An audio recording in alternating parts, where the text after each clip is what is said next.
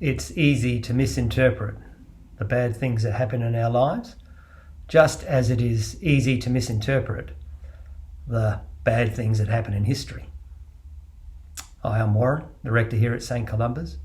Glad you could join me for my message of the day. A few weeks back, in one of my sermons on a Sunday, I was talking about the way we can give the wrong theological interpretation to bad things happening in our lives. People sometimes say, "What did I do to deserve this?"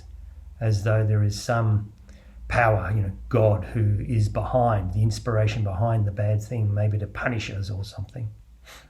And I was saying then that that's the wrong theological interpretation. Parallel to this is the way in which we as humans have a tendency to misinterpret the events of history, for instance. Apocalyptic, end of the world type obsessions with dates. It's not just religious people who do this. You can see good secular people do this these days about all kinds of apocalyptic visions. Jesus himself had to contend with this kind of end of the world scenario, apocalyptic vision, prophecy.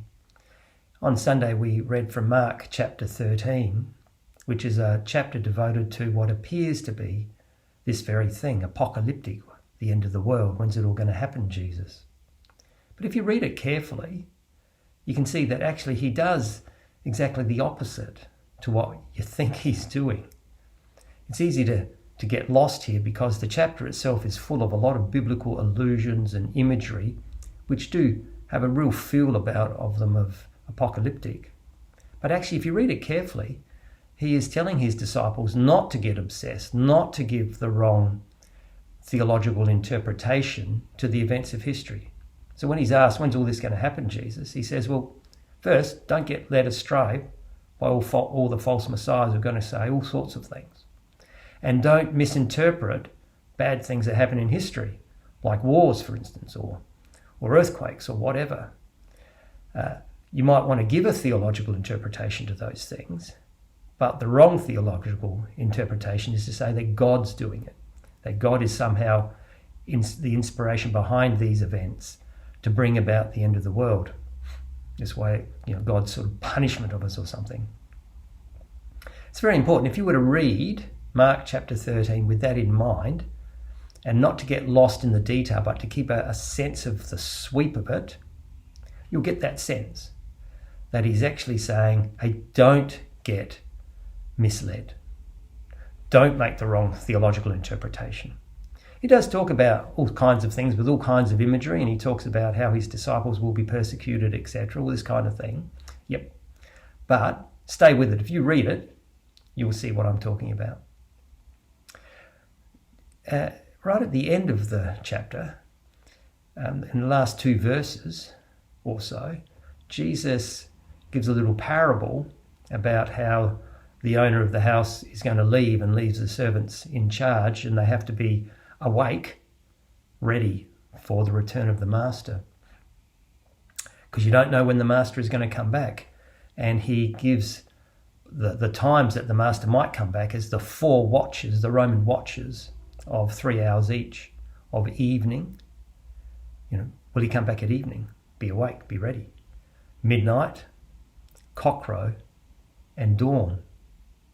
Now, interestingly, this is chapter 13, right at the end. Interestingly, those 4 watches are exactly 4 times when in the passion of Jesus, the death and resurrection story of Jesus, 4 critical times. They correspond to 4 things that happen in the march to the cross. So evening is the Last Supper. Midnight is his arrest. Cockcrow is when he's denied by Peter. And dawn is when he's handed over to the Romans for crucifixion. So when that parable that ends the chapter, there's these 4 watches where, the master might come back. And then, chapter 14, verse 1, we start with the passion of Jesus, where those 4 watches are explicitly mentioned. Now, some commentators see that as deliberate, that in chapter 13, Mark has been talking about the way in which Don't get led astray. Don't give the wrong theological interpretation to the events of history. What's the key event?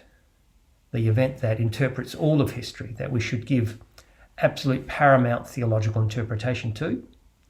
The death and resurrection of Jesus. And that's why it's subtle, but that's why it ends that chapter. Don't get led astray. What is the key moment? The death and resurrection of Jesus. The 4 watches correspond to 4 key moments in that story as it unfolds. As Christians, that's key, to give the correct theological interpretation to the key event, the death and resurrection of Jesus. Thanks for joining me. Bye-bye.